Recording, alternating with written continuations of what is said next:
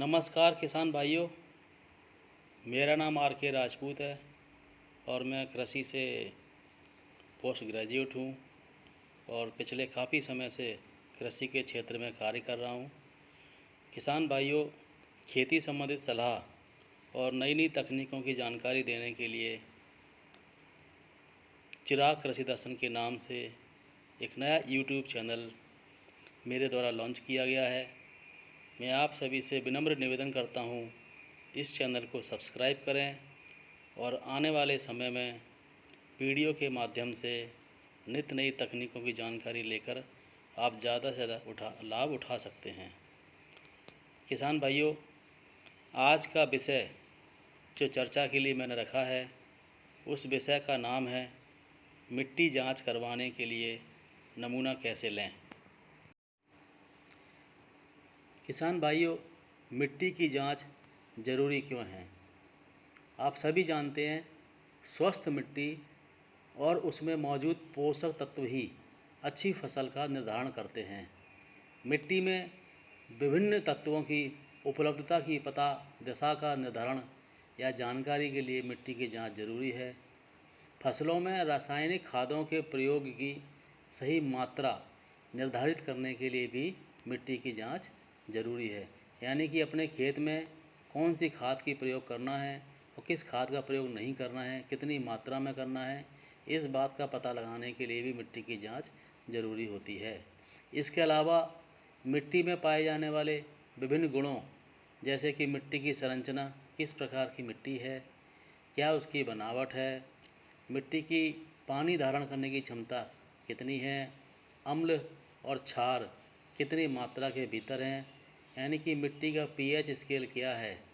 इसके अलावा electric conductivity, इन सभी बातों का पता करने के लिए भी मिट्टी का परीक्षण कराया जा सकता है। और मिट्टी में अम्लीयपन या खट्टापन, यानी कि 7 जो पीएच है उसको उदासीन माना जाता है। 7 से नीचे की पीएच को उसे खट्टापन या अम्लीयपन के नाम से जाना जाता है और 7 से ऊपर की मिट्टी को क्षारीय मिट्टी के नाम से जाना जाता है।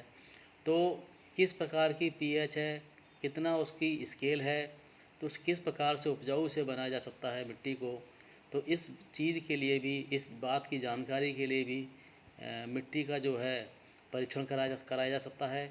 इसके अलावा मिट्टी के गुणों के आधार पर लगाई जाने वाली सही फसल का चुनाव करने के लिए भी मृदा का परीक्षण कराया जाता है। किसान भाइयों, परीक्षण के लिए खेत से मिट्टी का सही नमूना क्यों महत्वपूर्ण है? अगर इस बिंदु पर हम चर्चा करें तो मिट्टी के रासायनिक परीक्षण के लिए जो पहली ज़रूरी बात है वो है मिट्टी के सही नमूने लेना। क्योंकि न केवल अलग अलग खेतों की मिट्टी अलग अलग होती है, बल्कि एक खेत के भीतर ही मिट्टी अलग अलग जगहों पर अलग अलग हो सकती है, यानी कि टोपोग्राफी बहुत अलग हो सकती है। परीक्षण के लिए खेत से मिट्टी का नमूना सही होना चाहिए। मिट्टी का गलत नमूना होने से परिणाम भी गलत मिलते हैं।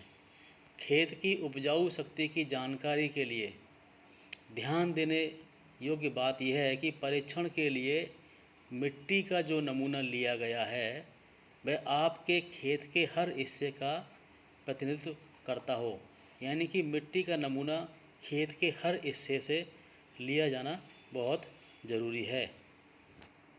किसान भाइयों, मिट्टी का परीक्षण कराने के जो सैंपल लेना है, उस प्रक्रिया को आसान बनाने के लिए कुछ सावधानियों को रखना बहुत ज़रूरी है।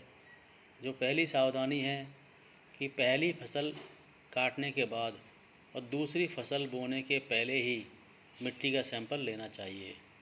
ऐसी जगह से मिट्टी का सैंपल बिल्कुल न लें जहाँ पर गड्ढा वगैरह हो, या खेत की मेड़ या सड़क के पास के सैंपल भी ना लें। सैंपल लेने के 3 दिन के भीतर ही उसे जांच के लिए भेज दें। ध्यान रहे, मिट्टी के गीले सैंपल कभी ना भेजें और लेवल और जानकारी संबंधी जो पर्ची है उसमें पूरी जानकारी भरें। मिट्टी में बहुत जल्दी बदलाव नहीं होते हैं, इसलिए जांच हर 3 साल बाद की जा सकती है। और एक बड़ी महत्वपूर्ण बात है वो ये है कि उर्वरक के खाली बैगों का प्रयोग भी नमूना लेने के लिए नहीं किया जाना चाहिए। इसके अलावा पेड़ों के नीचे की मिट्टी का सैंपल यानी कि छाया वाले स्थान की मिट्टी का सैंपल भी नहीं लेना चाहिए। मृदा परीक्षण के लिए मिट्टी का नमूना कब लेना चाहिए? अगर इस बिंदु पर चर्चा करें तो वैसे तो मृदा परीक्षण के लिए मिट्टी का नमूना साल भर कभी भी किसी भी मौसम में लिया जा सकता है, लेकिन मिट्टी का नमूना लेने के लिए रबी के बाद खरीफ के सीज़न से पहले का समय बड़ा अच्छा माना गया है। एक अन्य स्थिति में मिट्टी का नमूना लेने के लिए प्रत्येक फसल की कटाई के बाद एवं अगली फसल लगाने से पहले का समय भी उचित माना जाता है। यदि आपने अपने खेतों में किसी तरह का उर्वरक यानी कि रासायनिक खाद अथवा जैविक खाद यानी कि रोड़ी वाली खाद है, गोबर की खाद है, डाली है, तो खेतों में रासायनिक खाद अथवा जैविक खाद डालने के अगले 3 महीनों तक मृदा परीक्षण के लिए नमूना नहीं लेना चाहिए।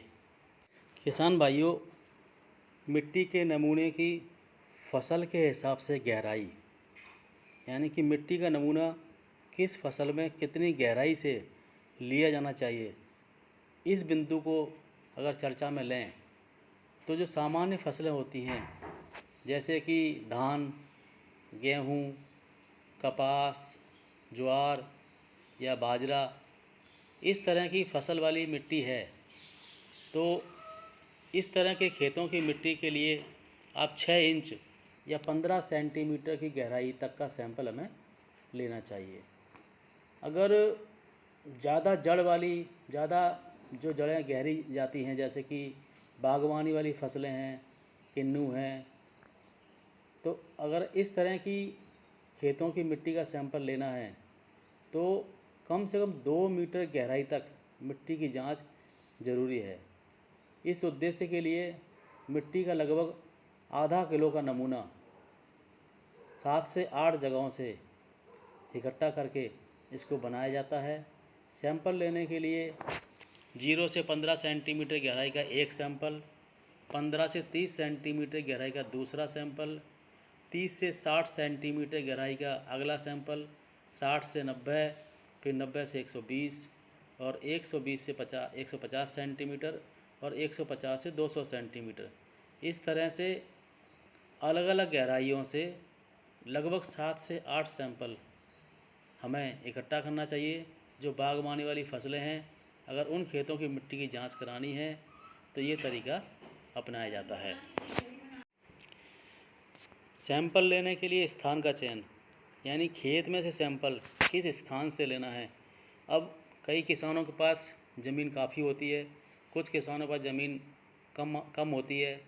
उसके हिसाब से अगर हमें सैंपल लेना है तो पहले ये तय करेंगे कि मिट्टी का सैंपल हमें कहाँ से लेना है।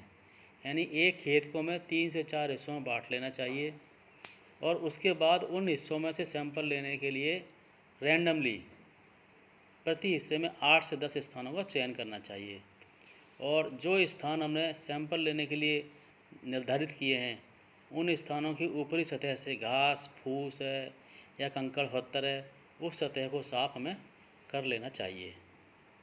मिट्टी का नमूना एकत्र करने की विधि, अगर इस बिंदु को हम आगे बढ़ाएं तो आप नमूना लेने के लिए कुदाली का या खुरपी का प्रयोग कर रहे हैं तो नमूना लेने के स्थान पर आपको वी आकार का एक 15 सेंटीमीटर का गहरा गड्ढा बनाना है और इसके बाद खुरपी की सहायता से ही ऊपर से लेकर नीचे तक 2 से 3 सेंटीमीटर जो मोटी मिट्टी है उसको वी आकार में काट लें और किसी साफ ट्रे या बाल्टी में रख लें। मिट्टी का नमूना एकत्र करने की विधि, एक खेत के सब नमूनों को एक जगह इकट्ठा करके आपस में अच्छी तरह मिला लें।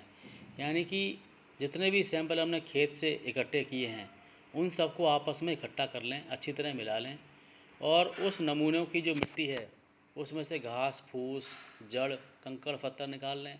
साफ़ मिट्टी को तसले या बोरी पर मोटी तह में फैला लें। इसके बाद जैसा कि चित्र में दिखाया गया है, फैलाई हुई मिट्टी को 4 बराबर भागों में बांट लें।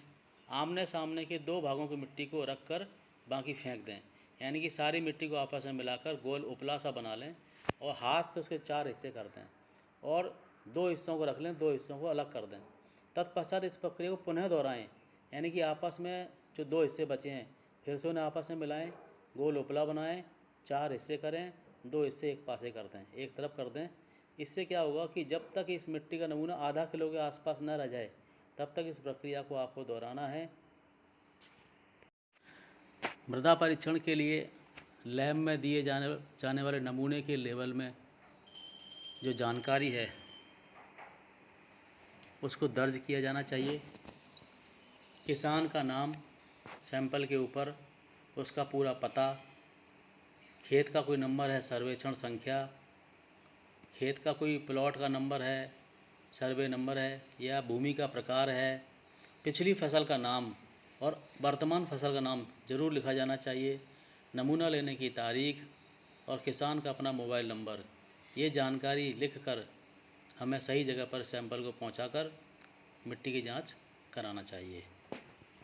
ये वीडियो देखने के लिए किसान भाइयों बहुत बहुत धन्यवाद। मेरे YouTube चैनल चिराग कृषि दर्शन को सब्सक्राइब करें और आगे भी हम नित नई जानकारियाँ आपके साथ साझा करते रहेंगे। धन्यवाद।